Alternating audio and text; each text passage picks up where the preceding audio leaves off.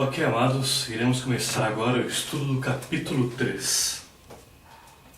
O capítulo 3 fala sobre a punição de Israel e Judá.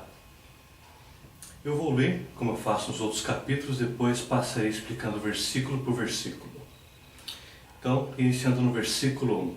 Ouve a palavra que o Senhor fala contra vós outros, filho de Israel, contra toda a família que fiz subir da terra do Egito, dizendo: de todas as famílias da terra somente a vós outros vos escolhi, portanto vos punirei por todas as vossas iniquidades. Andarão juntos se não houver entre eles acordo? Rugirá o leão no bosque sem que tenha presa? Levantará o leão sozinho no covil a sua voz, se nada tiver apanhado? Cairá a ave no laço em terra, se não houver armadilha para ela? Levantar-se-á o laço da terra, sem que tenha apanhado alguma coisa? Tocar-se-á a trombeta na cidade, sem que o povo estremeça? Sucederá algum mal à cidade, sem que o Senhor o tenha feito? Certamente o Senhor Deus não fará coisa alguma, sem primeiro revelar o seu segredo aos seus servos, os profetas. Rugiu o leão, quem não temerá? Falou o Senhor Deus, quem não profetizará? Fazei ouvir isto nos castelos de Asdod, nos castelos da terra do Egito, e dizei: ajuntai-vos sobre os montes de Samaria, e veja que grandes tumulto há nela, e que as opressões há no meio dela. Porque não sabe fazer o que é reto, diz o Senhor, e entesoura nos seus castelos a violência e a devastação. Portanto, assim diz o Senhor Deus: um inimigo secará a tua terra, derribará a tua fortaleza, e os teus castelos serão saqueados. Assim diz o Senhor: como o pastor livra da boca do leão as duas pernas, ou um pedacinho da orelha, assim serão salvos os filhos de Israel, que habitam em Samaria, com apenas o canto da cama e parte do leito. Ouve e protestai contra a casa de Jacó, diz o Senhor Deus, o Deus dos exércitos. No dia em que eu punir Israel por causa das suas transgressões, visitarei também os teus altares em Betel. As pontas do altar serão cortadas e cairão por terra. Derrubarei a casa de inverno como a casa de verão. As casas de marfim perecerão, e as grandes casas serão destruídas, diz o Senhor. É importante notarmos aqui, irmãos, amigos, que aqui é um capítulo que ele trata de uma forma particular Israel e Judá. Enfim, toda a casa de Israel. No versículo 1 e versículo 2, Deus está aqui relembrando Israel sobre o resgate que ele fez dos judeus no Egito, sobre a separação que Deus fez com as 12 tribos, para que eles fossem um povo separado, um povo santo. Então vamos repetir aqui o versículo 1. Ouve a palavra que o Senhor fala contra vós outros, filhos de Israel, contra toda a família que fiz subir da terra do Egito, dizendo: de todas as famílias da terra somente a vós outro vos escolhi, portanto vos punirei por todas as vossas iniquidades. Então vamos separar aqui o versículo 1 e 2. Então primeiro, Deus está tratando aqui com as 12 tribos. Não está tratando somente do reino do norte, mas Deus está tratando aqui com o reino do norte e com o reino do sul. O reino do sul incluía Judá e Benjamim, onde ficava Jerusalém. Depois o reino do sul abrangeu todo o reino da Benjamim também, onde ficava Jerusalém. Então Deus está tratando aqui todas as famílias judias, reino do norte e reino do sul. E aqui no versículo 1 e versículo 2, Deus está dizendo que Ele separou essas duas nações, a nação judia, para que eles fossem santos, separados do pecado, para que eles fossem o reflexo de Deus perante as nações, para que Israel disciplinasse as nações pelo seu próprio exemplo, e assim também quando Deus levantasse para disciplinar as nações. Então vamos entender um pouco por que Deus está dizendo aqui que eles são separados. Lembra, Israel e Judá, eles são julgados pela lei, diferente das outras nações, que elas são julgadas pela forma com que tratam Israel e também pela aliança noélica. Israel é tratado pela forma com que eles guardam e praticam a lei de Moisés. 613 leis. Então, nós vamos agora no Pentateuco, que são os 5 livros de Moisés, que realmente é lá onde estão as leis mosaicas. Nós vamos entender o porquê que Deus está tratando Israel de forma diferenciada aqui.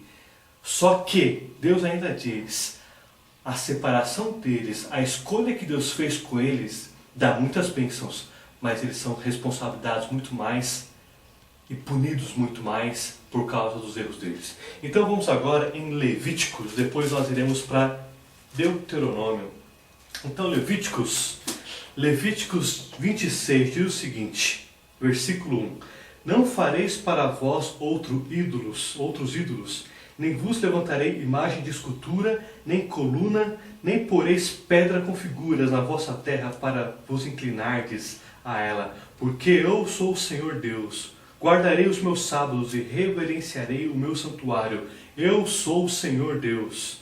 Se andardes nos meus estatutos, guardardes os meus mandamentos e os cumprides, eu vos darei as vossas chuvas a seu tempo, e a terra dará a sua messe, e a árvore do campo e ao seu fruto. Continuando no capítulo 26, versículo 13 agora. Eu sou o Senhor vosso Deus, que vos tirei da terra do Egito, para que não fosseis seus escravos. Quebrei os timões de vosso jugo, e vos fiz andar eretos.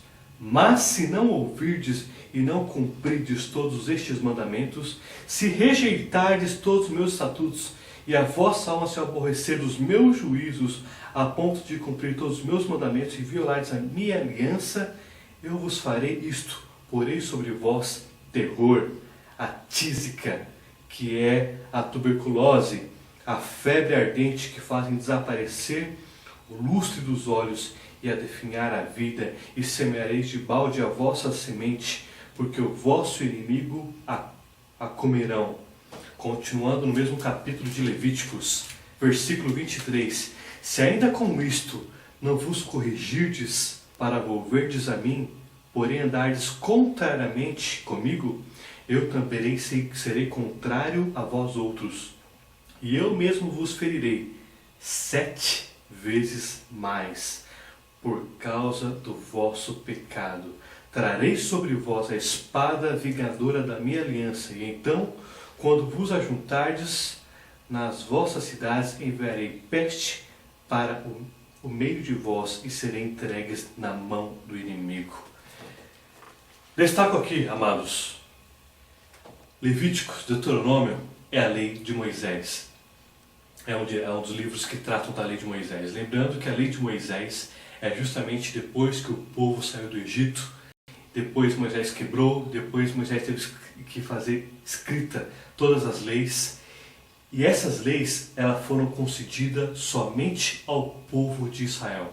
Então somente o povo de Israel, de todas as nações do mundo, tem uma lei específica. E essa lei específica é justamente onde estão as responsabilidades, os deveres e as consequências da não obediência sobre os filhos de Israel. Então, Deus trata o povo de Israel através da lei, através da obediência e através da desobediência da lei de Moisés. Lembrando, é a única nação do mundo onde tem lei. Voltemos aqui agora também em Deuteronômio, que fala sobre essa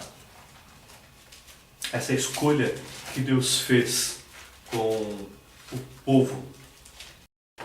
Vamos abrir agora em Deuteronômio 28. Diz o seguinte, versículo 1. Se atentamente ouvires a voz do Senhor teu Deus, tendo cuidado de guardar todos os seus mandamentos que hoje te ordeno, o Senhor teu Deus te exaltará sobre todas as nações. Versículo 2. Se ouvirdes a voz do Senhor teu Deus, virão sobre ti e te alcançarão todas essas bênçãos. Bendito serás tu na cidade, e bendito serás no campo. Bendito o fruto do teu ventre, e o fruto da tua terra, e o fruto dos teus animais, e as crias das tuas vacas, das tuas ovelhas. Bendito o teu cesto e a tua amassadeira.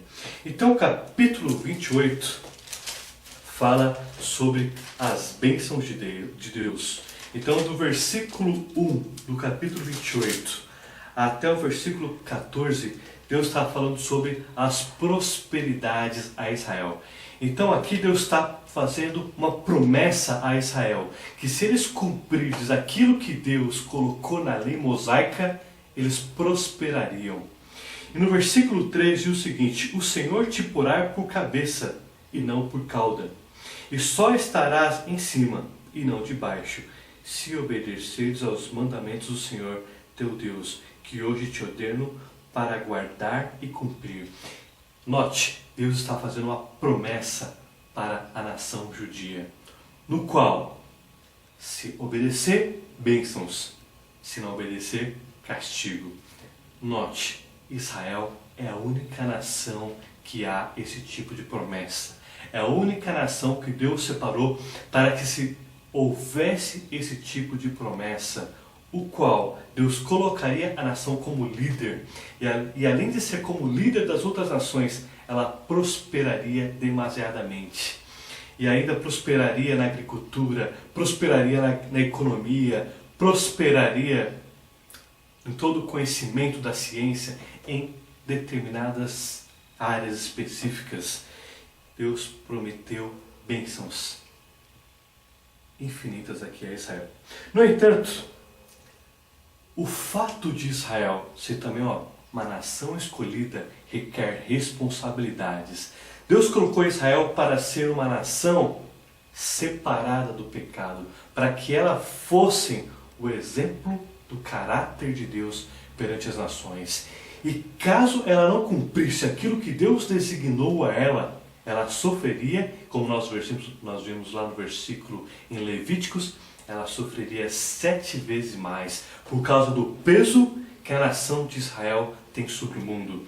Então, a partir do versículo 15 de Deuteronômio, começa os itens que Deus diz, caso eles não obedecessem os mandamentos do Senhor. Então, versículo 15. Será, porém, que se não deres ouvidos à voz do Senhor teu Deus, não cuidando em cumprir todos os seus mandamentos e os seus estatutos que hoje te ordeno, então virão todas essas maldições sobre ti e te alcançarão.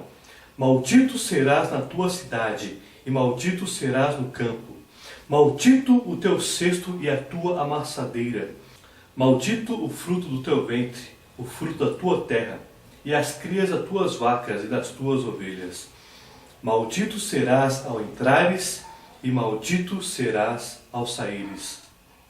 O Senhor mandará sobre ti maldição, a confusão e a ameaça em tudo quanto empreenderes, até que seja destruído, e repentinamente pereças, por causa da maldade das tuas obras com que me abandonaste. E até interessante aqui que no versículo 20 Deus diz, repentinamente pereças. Dá a entender que a qualquer momento, se eles tivessem iniquidade, fatos aconteceriam para que eles fossem destruídos. Versículo 21. O Senhor fará que a pestilência te pegue a ti, até que consuma a terra que passas a possuir. Então, voltando a Amós, daqui Deus está dizendo, ouve a palavra do Senhor, fala contra vós outros, filhos de Israel, contra toda a família que fiz subir da terra do Egito, dizendo, de todas as famílias da terra, somente a vós outros vos escolhi, portanto eu vos punirei por todas as iniquidades.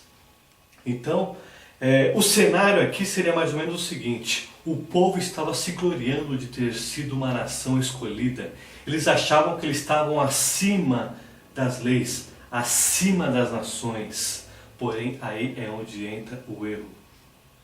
Se você voltar lá no capítulo 2, houve um momento que a nação dizia aos profetas, não falem, não profetizem. Então o povo não queria ouvir a voz de Deus.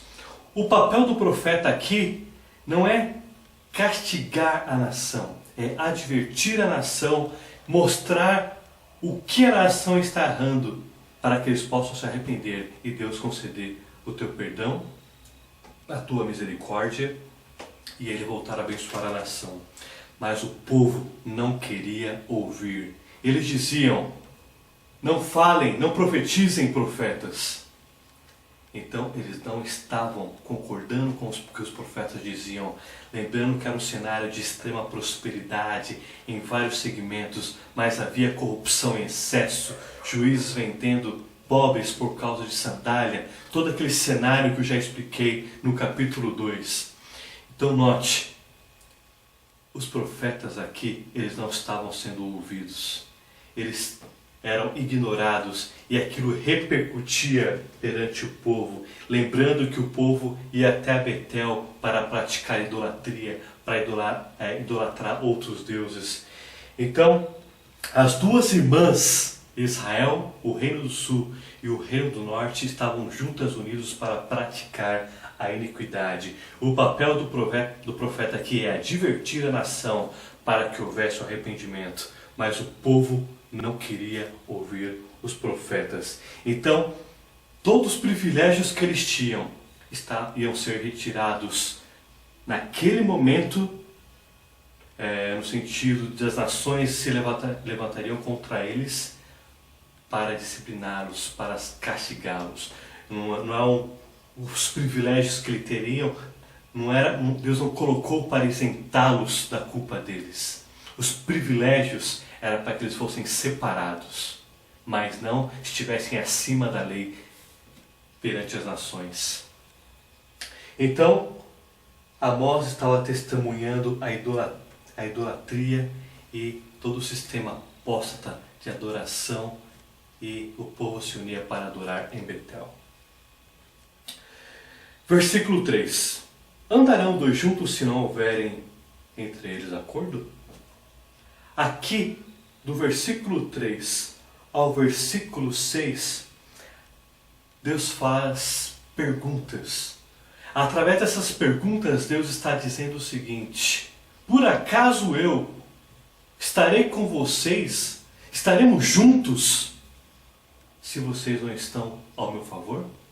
Então Deus começa a fazer perguntas para trazer reflexão à nação, aos judeus, para que eles possam reavaliar a conduta. Então Deus começa a fazer perguntas para demonstrar a Israel o pecado deles e mostrar que eles deviam se apartar do mal, porque eles foram uma nação escolhida para ser separados, para ser uma nação santa perante Deus.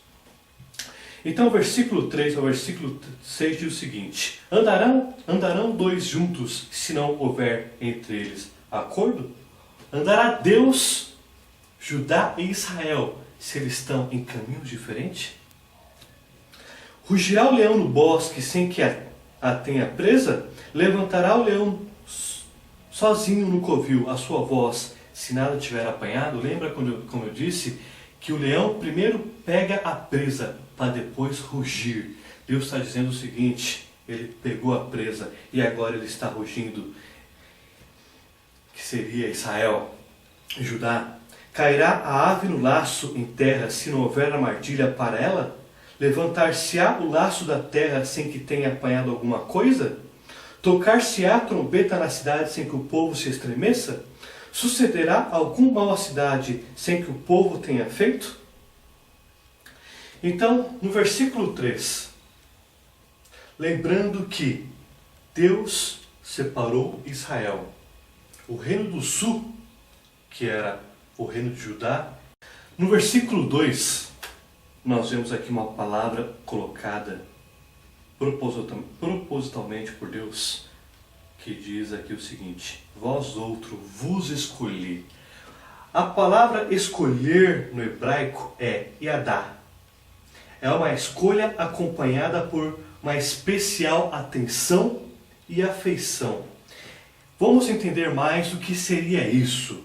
Vamos abrir a Bíblia em 1 Samuel 3, 7. Porém Samuel ainda não conhecia o Senhor, e ainda não lhe tinha sido manifestada a palavra do Senhor. O Senhor, pois, tomou a chamar a Samuel pela terceira vez.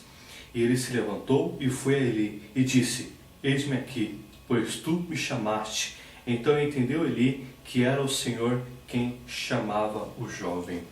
A palavra Yadá no hebraico, ela trata de uma forma especial. Então, quando Deus está empregando aqui esta palavra no versículo 2, Ele está dizendo o seguinte: eu vos escolhi de uma forma especial, de uma feição diferenciada. Esse contexto nós entendemos lá com o profeta Samuel, o qual Deus chamava Samuel. E ali era algo mais íntimo, mais algo particular entre Deus e Samuel. Deus está colocando esse mesmo contexto, esse mesmo verbo aqui hebraico, para entender a especificidade de Israel e Deus. Então, Yadá, ela é uma escolha acompanhada por uma atenção e afeição especial. É algo que existe uma intimidade. Então, Deus separou Israel para isto, para ser santos. Então, os privilégios da nação não os isentava de ser disciplinados, como eles pensavam na época. Eles achavam que estariam acima da lei e não seriam punidos pelos pecados. Então, do versículo 1 e versículo 2, Deus trata sobre o povo escolhido, a nação eleita, a separação entre Israel e o mundo. Agora, no versículo 3 ao versículo 8, Deus trata do povo exortado. E aí entra as perguntas: andarão dois juntos se não houver entre eles acordo? Aqui, novamente dizendo, Deus trata do versículo 3 ao versículo 6 perguntas para demonstrar a Israel o seu pecado e para confrontar a nação para o arrependimento. Então, Deus faz perguntas e através dessas perguntas Deus mostra o pecado e tenta trazer o arrependimento da nação. No versículo 3, o acordo, que significa se não houver entre eles acordo. O acordo no hebraico é yagad. É o acordo por andarem juntos durante um tempo marcado. O efeito de andarem juntos pressupõe um acordo entre eles. Aqui está dizendo sobre um princípio que nós deduzimos a causa. Amós estava anunciando as bases do juízo sobre Israel. E os juízos são progressivos. E os juízos podem ser observados na conduta da criação. Deus usa a criação para poder demonstrar a progressividade da disciplina. E aqui no versículo 3, Deus está dizendo sobre o acordo. No versículo 4, Deus está dizendo sobre o leão. No versículo 5, Deus fala sobre a ave. No versículo 6, Deus trata da trombeta. Então, vamos no versículo 4.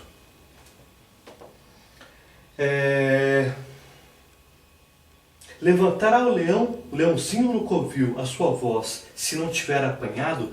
Nós vamos entender aqui como um princípio profético. O que seria esse princípio profético no versículo aqui? Seria algumas regras pré-determinadas de como Deus está aplicando a profecia, o intuito da profecia sobre Israel. Um princípio profético que nós temos aqui no versículo 4 é: todo efeito tem uma causa. O leão só rugiria se ele tivesse a presa e não antes. Então Deus está dizendo o seguinte: primeiro ele tem a presa e aí ele ruge. No versículo 5, cairá a ave no laço em terra, se não houver armadilha para ela?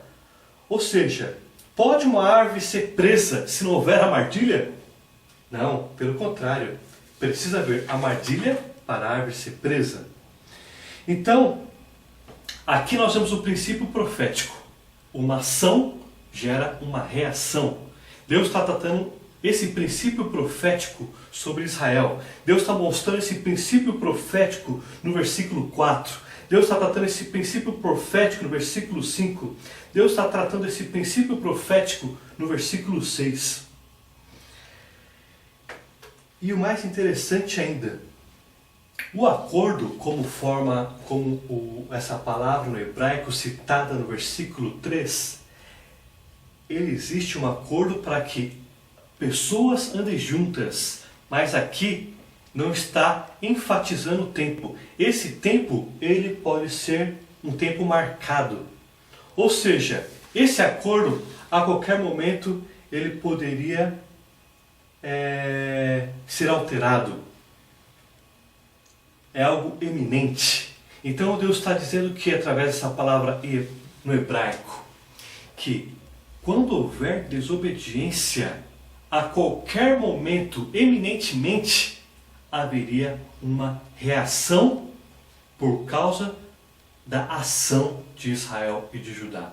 Então olha que interessante, a palavra em hebraico, que é Yagadad, ela expressa um acordo.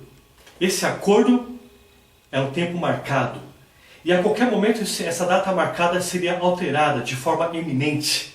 Então, se Israel não obedecesse à lei mosaica, eminentemente haveria uma reação por causa de sua ação, que é um princípio profético que Deus colocou aqui no versículo 3, versículo 4, versículo 5, versículo 6, que diz o seguinte, esse princípio profético: todo efeito tem uma causa.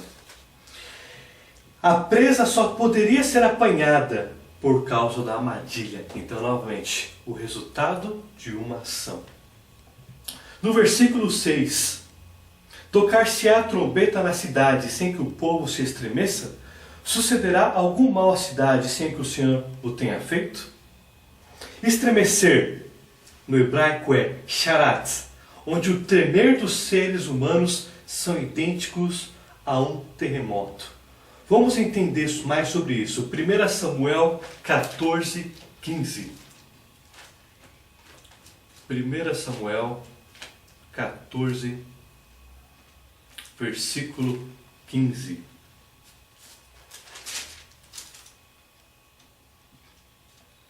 Houve grande espanto no arraial, no campo e em todo o povo também, a mesma guarnição, e os saqueadores tremeram, se estremeceu, e tudo passou a ser um terror. Nós entendemos aqui que Deus colocou uma confusão aqui no arraial. Note, no versículo 15, diz o seguinte: houve grande espanto no arraial, no campo e em todo o povo também a mesma guarnição. E os saqueadores tremeram, e a terra se estremeceu, e tudo passou a ser um terror. Note que essa palavra estremecer, ela denota algo que provém de Deus sobre o povo.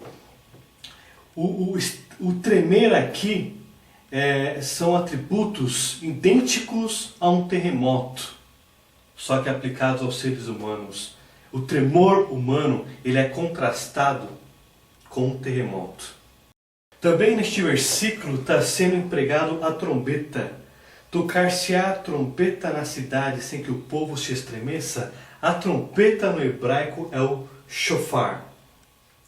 É um som característico de um alarme que avisa quando o inimigo está se aproximando. Então o shofar, ele tanto é usado quando o inimigo se aproximava para alertar o povo sobre o perigo iminente, tanto para algumas festas ou para dar algum aviso ao povo. Então o shofar, ele era utilizado para alarme, para alguma declaração ao povo, para algum tipo de festa. E aqui Deus está dizendo o seguinte: tocará a trombeta na cidade sem que o povo se estremeça. Ou seja, quando as pessoas ouviam o shofar, elas já estavam com medo. O que será que está vindo? Será os inimigos que estão se levantando? Será um aviso que vai interferir na nossa política, na nossa segurança?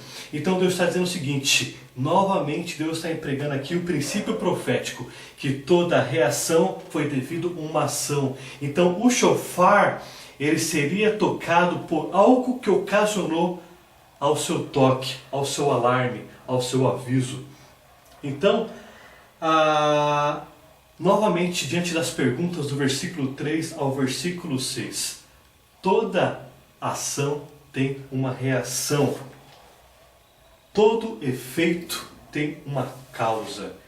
E a causa do pecado de Israel e de Judá seria os inimigos se levantando contra eles. Seria uma intervenção na economia, uma intervenção dos inimigos de Israel e de Judá contra eles. Deus interferiria em todo o processo de paz de Israel e de Judá. Aqui também Deus está dizendo o seguinte, no versículo 6, sucederá algum mal à cidade? O mal no hebraico é hayá. Trata de desastres de consequência do pecado, que pode ser traduzido por calamidade ou desastre. Ou seja, mais uma reação devido à ação de Israel. Uma reação ao pecado, uma reação ao fato de Israel e de Judá ter abandonado os mandamentos do Senhor. Deuteronômio, Levítico, as 613 leis. Então a trompeta também, o shofar, ele é um instrumento de corneta de chifre de carneiro que, segundo os rabinos, mostram os propósitos que ela pode ser empregada. Pode ser usada para chamar o povo ao arrependimento, mostrar que o Senhor tem uma aliança com Israel, para confundir Satanás por ter uma predileção em acusar Israel. O shofar é usado também no Ano Novo, lembrando o sacrifício ordenado por Deus, que Deus fez aliança com Abraão. E também é usado no Yom Kippur, que é o dia do perdão. Ele é soprado para lembrar a vinda do Messias. Então, todo esse contexto, Deus está dizendo o seguinte, o shofar seria tocado porque os inimigos atacariam Israel de forma, e Judá de forma iminente. Então, Deus está usando a palavra trombeta, porque seria a consequência do pecado que eles seriam atacados de forma iminente. Deus está usando o mal, no hebraico, quer dizer o seguinte, consequência do pecado de Israel e de Judá por ter abandonado. E aqui Deus está dizendo o seguinte, que as coisas acontecem numa cidade, no caso, naquele povo de Israel e de Judá. Não somente consequências do dia a dia, mas Deus está dizendo o seguinte, Deus tem o controle sobre todas as coisas. Deus tem o controle sobre a vida. Deus tem o controle sobre a guerra. Deus tem o controle sobre a prosperidade. Deus tem o controle sobre a pobreza. Deus tem o controle sobre Israel. Deus está dizendo o seguinte aqui, que nada das coisas que aconteceriam em Israel era simplesmente por decisões humanas, mas Deus tinha o controle sobre Israel e Deus interviria sobre todos os parâmetros de Israel por causa do pecado. Assim como também Deus intervém na nação de Israel por causa da obediência. Então Deus vai tratar aqui de forma eminente, consequência de abandonar a lei, e Deus avisaria o porquê, e Deus no caso avisou o porquê que aquilo estava acontecendo. Então Deus enviou Amós para profetizar, para trazer o arrependimento à nação. Mas o povo queria que os profetas se calassem. Eles queriam que os profetas não se manifestassem perante a iniquidade deles. Versículo 7. Certamente o Senhor Deus não fará coisa alguma sem primeiro revelar o segredo aos seus servos, os profetas. nós vemos aqui mais um princípio profético sobre Israel. Depois eu vou explicar no próximo versículo, no hebraico, o que está sendo usado aqui no versículo 7, que fala o Senhor Deus, que neste versículo está usando Adonai Jeová. No versículo 8 também está usando Adonai Jeová, mas eu vou explicar isso no versículo 8. No versículo 7, eu vou falar aqui sobre revelar o seu segredo. Então, o Senhor Deus não fará coisa alguma sem primeiro revelar o seu segredo aos seus servos, os profetas. Então, aqui é um princípio profético. Segredo, no contexto hebraico, quer dizer conselho entre amigos. É quando Deus tem um relacionamento íntimo com uma pessoa, com um determinado grupo de pessoas, o qual Ele dá conselhos para esse grupo, buscando arrependimento, buscando um relacionamento mais profundo com isso. Então, o que ele está buscando aqui? Vamos entender lá em Jeremias, o contexto dessa palavra aqui. Jeremias capítulo 23, versículo 22. Mas se tivessem estado no meu conselho, então teriam feito ouvir as minhas palavras ao meu povo e o teriam feito voltar do seu mau caminho e da maldade das suas ações. Versículo 23. Acaso sou Deus apenas de perto, diz o Senhor, e também não de longe? Primeiro ponto, aí entra exatamente no contexto do capítulo 3. O povo se achava que Deus só falava com Israel, que somente eles estariam acima da lei, que eles não seriam castigados pelas suas iniquidades, pelos seus maus caminhos. Primeiro ponto aqui nesse contexto, Deus mostra que o conselho dele é pessoa ou pessoas que ouvem os seus conselhos, que buscam arrependimento, que querem ter um relacionamento mais íntimo com Deus de Israel. Então, esse contexto aqui de revelar o seu segredo é você estar diante de Deus de uma forma íntima e ouvir o que Ele quer, de você se arrepender, de buscar os seus caminhos. E Deus ainda diz, Ele não é um Deus apenas de perto, mas é um Deus também de longe. Esse é o contexto do versículo 7. Fará coisa alguma sem primeiro revelar o seu segredo aos seus servos no seu conselho. Então no versículo 8 agora, nós vamos falar sobre rugiu o leão, quem não temerá? Falou o Senhor Deus, quem não profetizará? Deus está empregando aqui neste versículo Jeová Adonai. Novamente Deus está empregando aqui um desastre ou um juízo, consequência do pecado.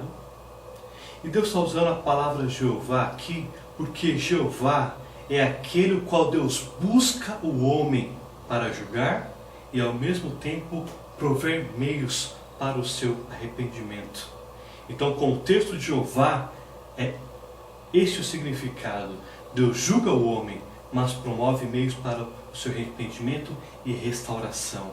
E Adonai é o nome que Deus revela ser possuidor de servos submissos e dependentes da sua graça. Então no versículo 8, Deus está dizendo o seguinte: rugiu o leão, quem não temerá? Então Deus está dizendo o seguinte: um aviso está sendo dado à nação, o qual ele já tem a presa e ele vai atacar. Mas também Deus está dizendo, Jeová Adonai, Deus está buscando o homem através de seus profetas para que eles possam se arrepender, para que eles possam ser restaurados, para que eles possam, enfim, desviar dos seus maus caminhos.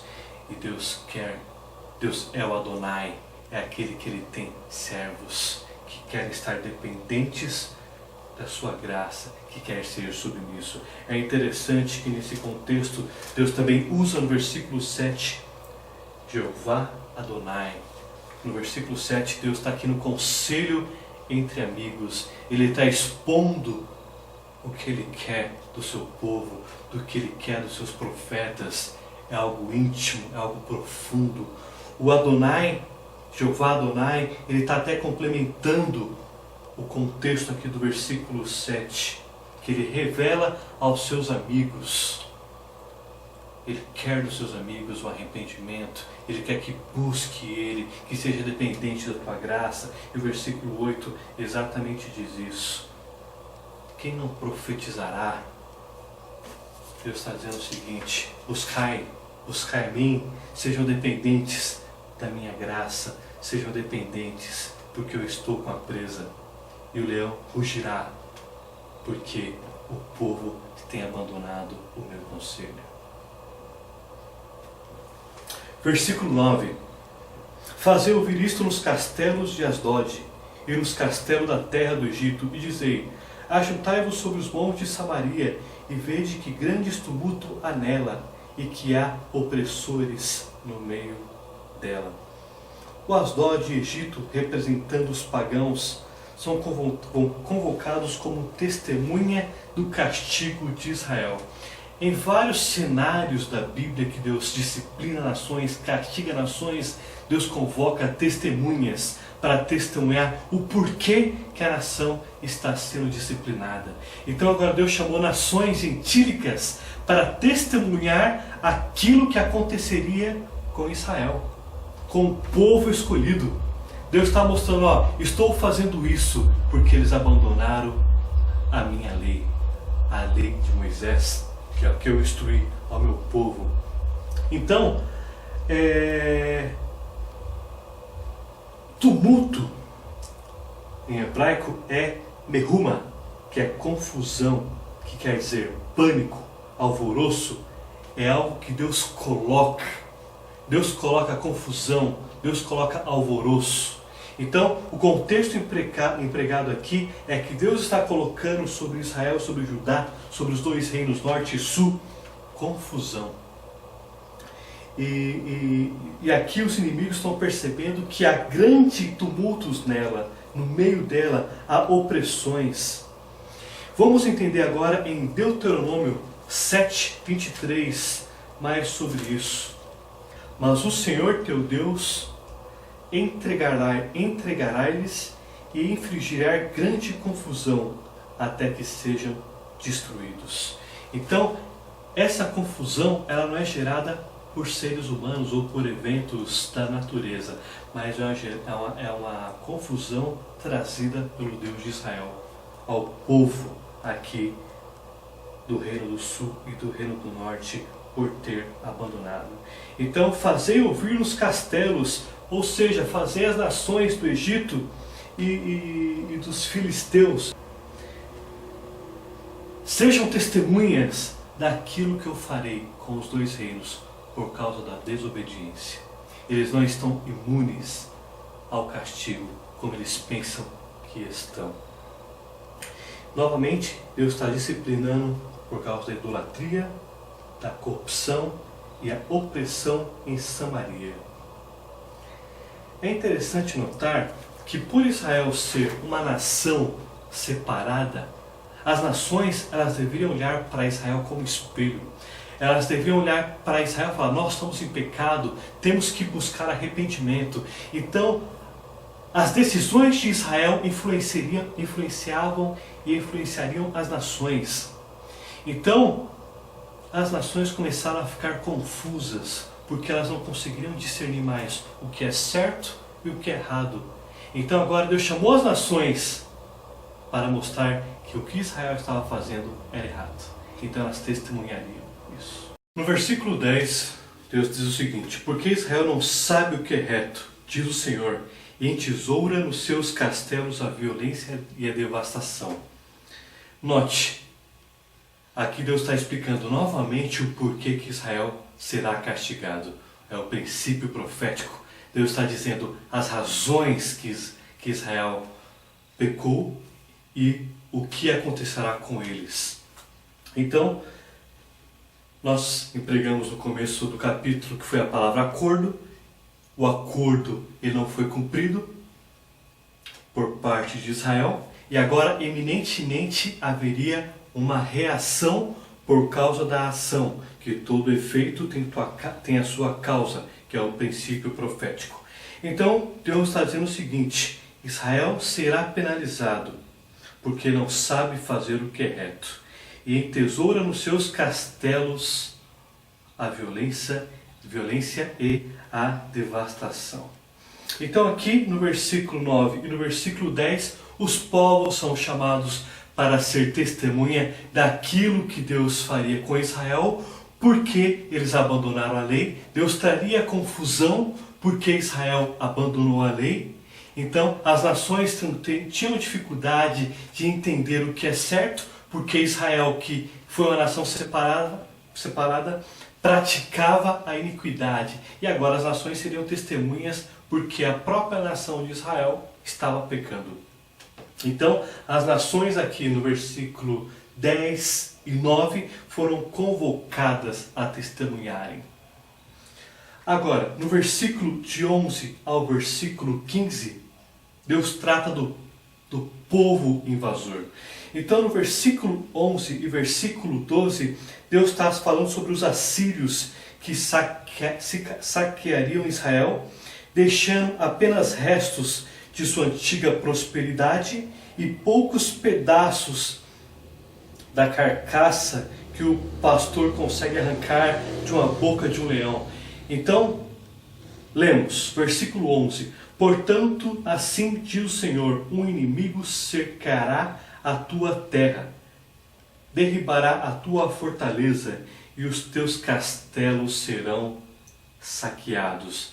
Deus está dizendo que a Assíria invadiria Israel. E aqui no versículo 12 Deus diz o seguinte: como o pastor livra da boca do leão as duas pernas ou um pedacinho da orelha, assim serão salvos os filhos de Israel que habitam em Samaria, com apenas o canto da cama e parte do leito. Deus está dizendo o seguinte, que apenas um pedacinho, sabe aquelas pernas, um pastor quando ele vai atrás do leão para tentar salvar ainda a ovelha, e ali o leão já abocanhou todo, já está só o pedacinho das pernas na boca do leão. Esse é o cenário. O pastor ele pegou as pernas que sobrou da ovelha e tomou para si. Deus está dizendo o seguinte, que apenas o pedacinho ali de Israel seriam protegidos, seriam na verdade preservados, a palavra correta, porque praticamente o corpo inteiro da ovelha, praticamente o corpo inteiro de Israel seria devastado pelos assírios. Então, lembrando que neste período o povo, os líderes viviam do luxo, viviam esbanjando suas propriedades. Então Deus está dizendo o seguinte, a Síria irá derribar a sua fortaleza, os teus castelos serão saqueados, e apenas uma parte ali seriam preservadas.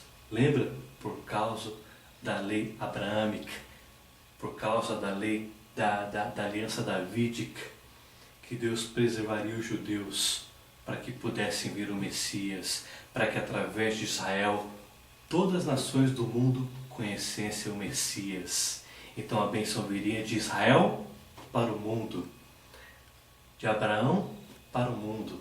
A salvação viria daquele povo, daquele minguado ali para o mundo.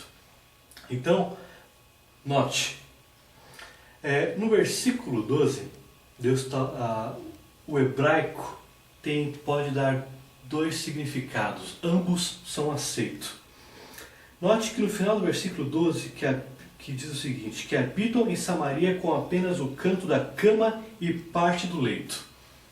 Aqui podem ser dois significados, que quer dizer Damasque ou Damasco. Ambos são aceitos. Por quê? Porque haveria um remanescente aqui, que seriam preservados em Damasco, ou também pode ser Damasque, que é inclusive o que está sendo usado aqui na interpretação que eu estou usando aqui nessa Bíblia. E outra interpretação seria como colchão de seda. Um lugar de descanso, né? Um colchão de seda, são as almofadas de sedas, que é damasque. Então, ambos os lados da interpretação, elas não danificam o versículo.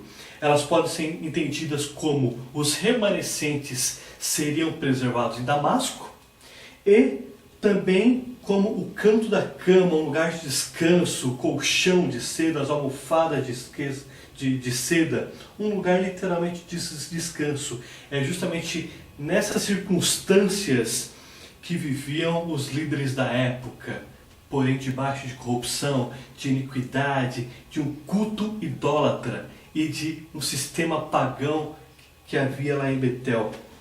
Então, ambos lados não danificam. Nessa Bíblia aqui ele está usando apenas que habitam em Samaria com apenas o canto da cama e parte do leito. E aqui desse versículo denota que somente parte desse povo seriam preservados.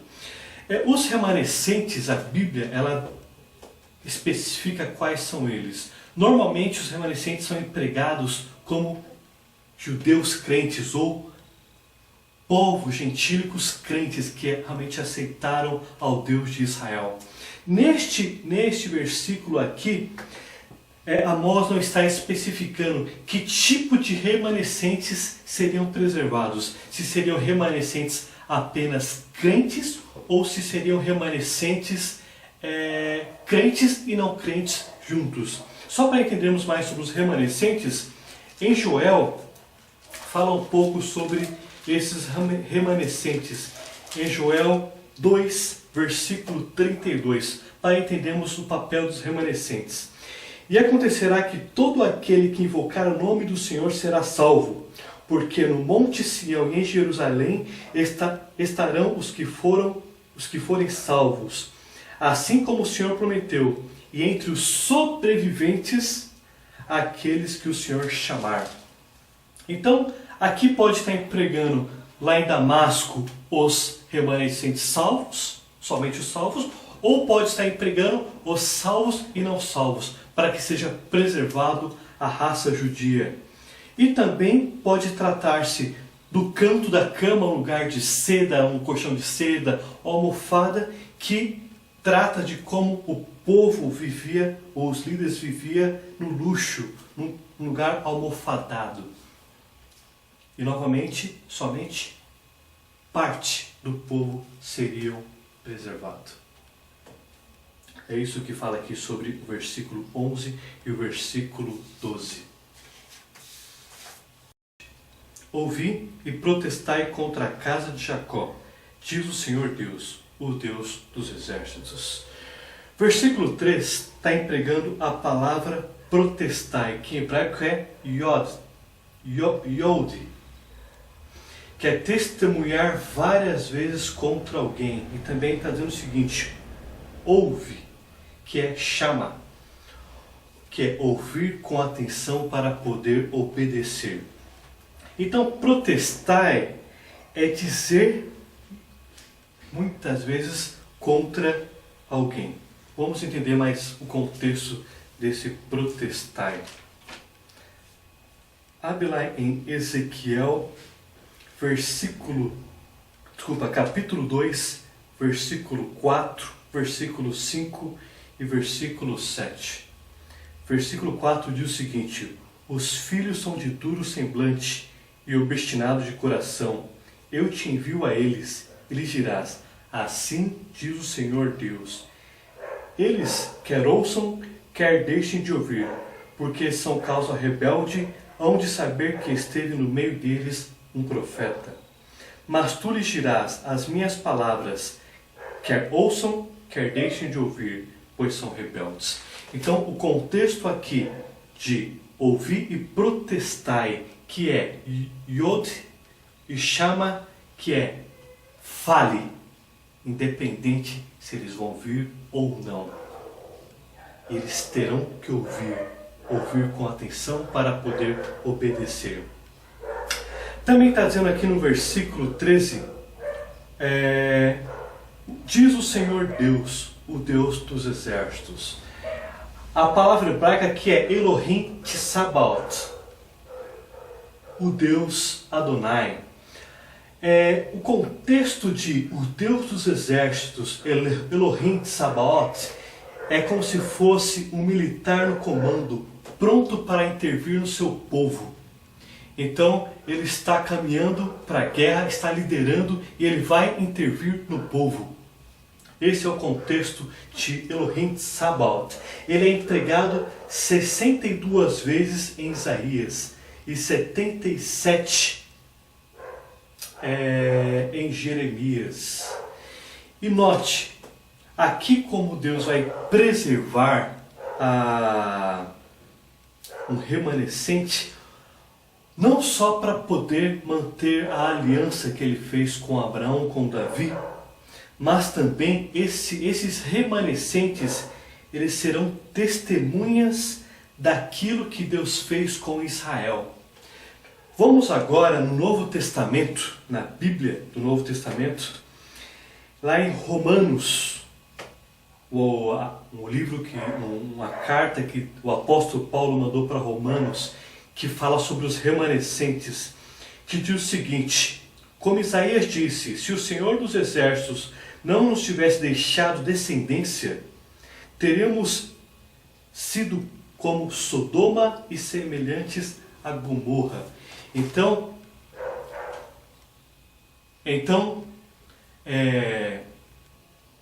os remanescentes teve um papel de não só preservar a linhagem judia, mas como também testemunhar aquilo que Deus fez com o povo por causa da desobediência. Então aqui Deus está empregando o contexto de protestar, de falar contra a casa de Jacó, quer eles ouçam, quer não ouçam. Está dizendo que eles devem ouvir para poder obedecer, que é o chamar. Deus está como líder que vai intervir na nação, como Elohim Tsabaot.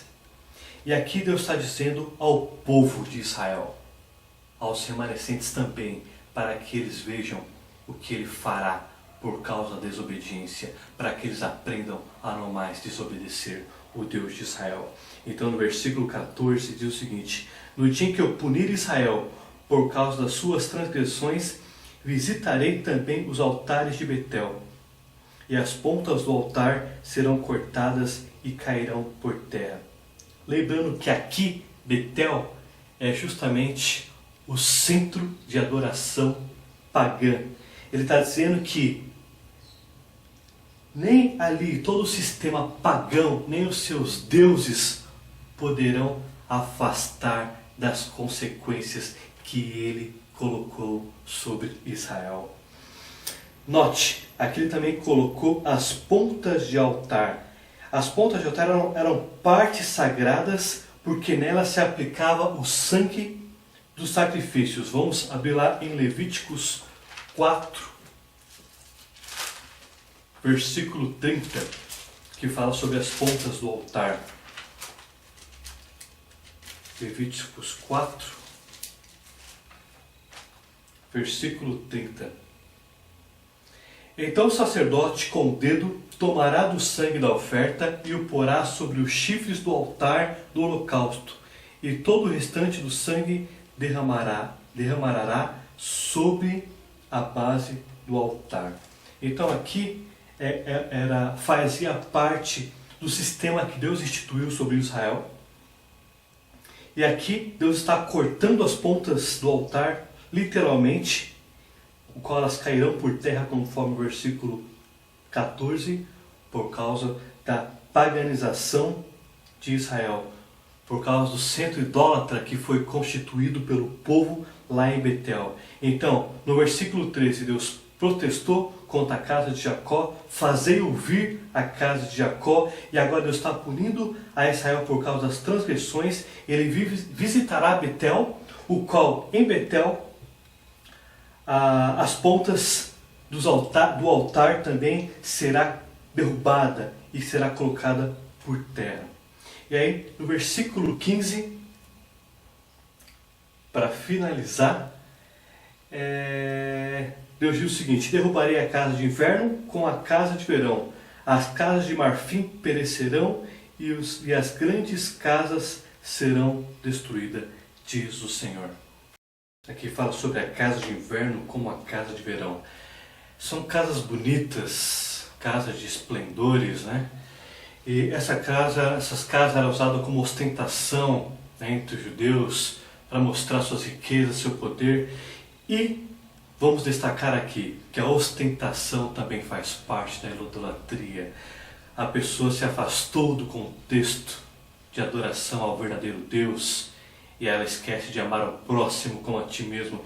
E a ostentação passou a ser uma ferramenta de idolatria, uma ferramenta de conduta orgulhosa, de riquezas.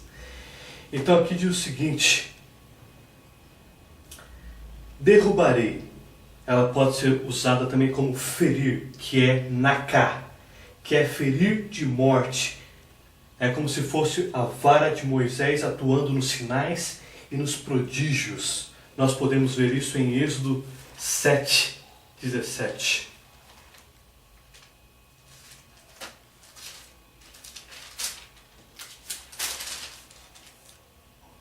Assim diz o Senhor: nisto saberás que eu sou o Senhor, com esta vara que tenho na mão, ferirei as águas do rio e se tornarão em sangue.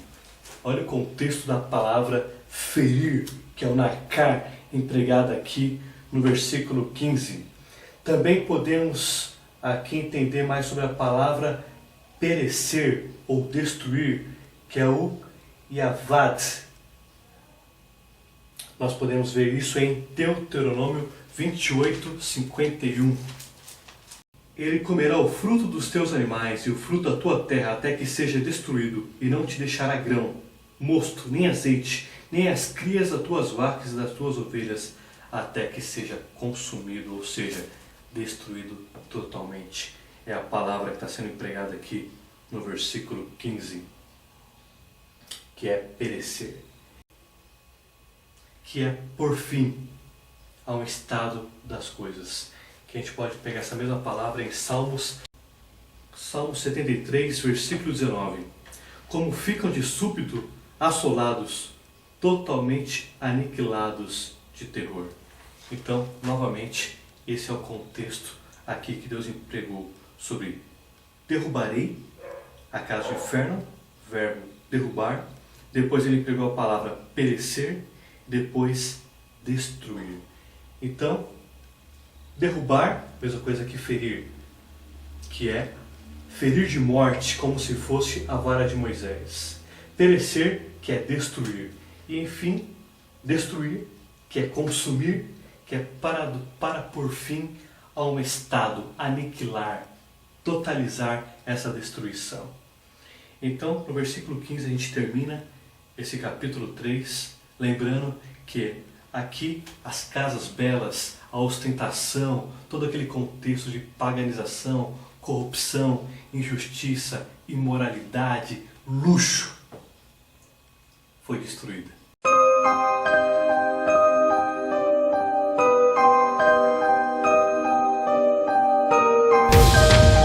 Stop. We want this attack that has killed so far 1,034 people. Mainly 90% of them are civilians, and the fact that a person is a civilian but at an age that